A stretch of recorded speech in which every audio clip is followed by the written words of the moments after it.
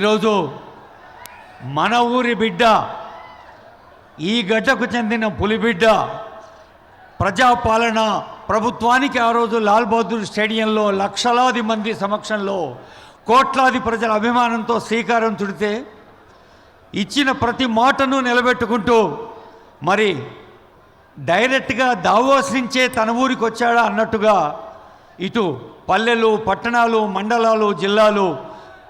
హైదరాబాద్ మహానగర వికాసం కోసం నిరంతరం కృషి చేస్తున్న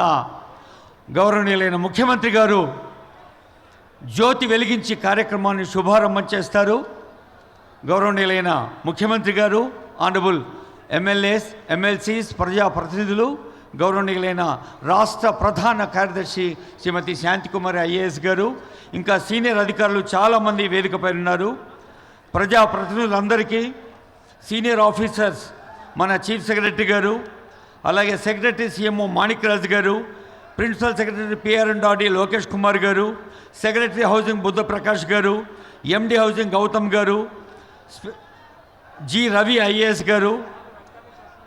C Jana garu IAS, commissioner civil supply DS Chauhan garu IPS,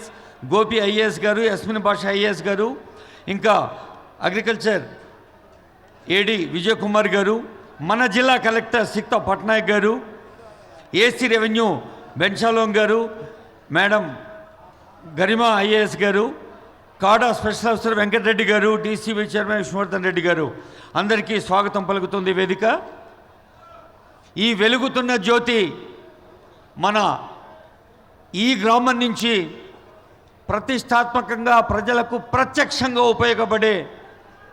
Indiramma ఆత్మీయ పథకం, రైతు భరోసా, రేషన్ కార్డులు, మరి ఇందిరమ్మ ఇళ్ళు, ఆత్మీయ భరోసా. భరోసా అంటేనే ప్రజాపాలన ప్రభుత్వం. ప్రజల కోసం, ప్రజల వల్ల, ప్రజల చేత నడిచే ప్రజాస్వామ్యానికి పరిపూర్ణమైన అర్థాన్ని ఇచ్చిన గణతంత్ర దినోత్సవం రోజు ఆనరబుల్ సీఎం ప్రత్యేకించి మన ఊరు రావటం మనందరి అదృష్టం అని భావిస్తూ, ఇప్పుడు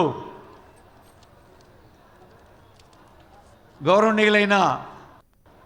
ముఖ్యమంత్రి రేవంత్ రెడ్డి గారు ఒక సాంస్కృతిక పునరుజ్జీవనం, కల్చరల్ రినేజాన్స్ అన్నట్టుగా తెలంగాణ